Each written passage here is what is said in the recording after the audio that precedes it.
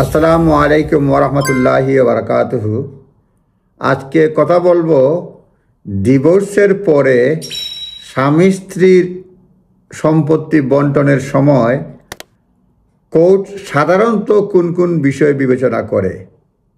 কারণ অনেকেই ধারণা করেন একটা নির্দিষ্ট পরিমাণ অর্থ পাবেন, কিন্তু এটা বলা যায় যে ডিভোর্সের পরে ফাইন্যান্সিয়াল রিলিফের ক্ষেত্রে সম্পত্তি ভাগাভাগিতে জাজের বিশাল ডিসক্রিপশন রয়েছে। মানে একদম স্পেসিফিক ল নাই, যাতে জাজ ডিসক্রিপশন প্রয়োগ করতে পারে, বিশেষ ক্ষমতা প্রয়োগ করতে পারে। অনেকগুলো ফ্যাক্টর বিবেচনা করে সেকশন 25 এর অধীনে ম্যাট্রিমোনিয়াল যেটা কজ অ্যাক্ট রয়েছে।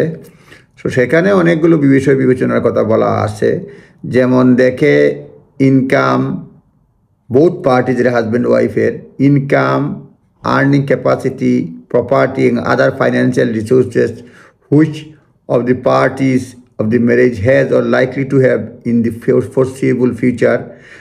মানে যখন মানে বিবেচনা করে দেখে তার ইনকাম কি, আর্নিং ক্যাপাসিটি কি, ফাইন্যান্সিয়াল রিসোর্সটা কি আছে বা ভবিষ্যতে কী হবে, including the case of earning capacity, any increase in the capacity which would be opinion court reasonable, যাতে ইনকাম বাড়বে কি না সে বিষয়টাও বিবেচনা করে।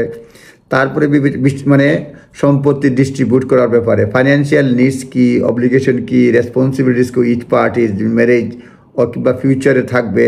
মানে দেখা গেল ডিভোর্স হওয়ার পরে তার একটা বাড়তি খরচ হয়ে যাবে কিনা, লাভ হবে কিনা, বাড়তি বার্ডেন হবে কিনা, সেগুলো অনেকগুলো বিবেচনা করবে। একটি standard of living enjoyed family before breaking marriage breakdown, বিয়ে ভাঙার পূর্বে স্ট্যান্ডার্ড অফ লিভিং কী ছিল দুই পার্টি এটা দেখে। Age of the party to the marriage, duration of the marriage, পার্টির হাজব্যান্ড ওয়াইফ ডিভোর্স হওয়ার পরে তাদের বয়স কত কিংবা তাদের বিয়ের বয়স কত, এটাও তারা বিবেচনা করে। এরপরে তার এজ অফ দি পার্টিস, এরপরে হচ্ছে দেখে এনি ফিজিক্যাল ও mental disability either of the parties to the marriage, physical এবং মেন্টাল ডিসেবিলিটি আছে কিনা, contribution of which each party has made is likely to foreseeable future to make welfare of the family। তারপরে কন্ডাক্টটা direct না দেখা লাগে, conduct of each parties if conduct is such that it would in the opinion of the court be inequitable to disregard, মানে এটা court যদি দেখা যায় এটা মানে অ্যাভয়েড করা যাবে না। তারপরে বলছে বাচ্চা যদি থাকে বাচ্চার ব্যাপারেও তারা দেখে যে financial needs of the child, income, earning capacity, property, other financial resource of the child, any physical mental disability of the child. তারপরে manner he is being which party marriage expected to educate train them, বাচ্চা কীভাবে তারা বড় করবে, কী পড়াশোনা মানে কী ধরনের education দিবে, সবগুলি বিবেচনা করে।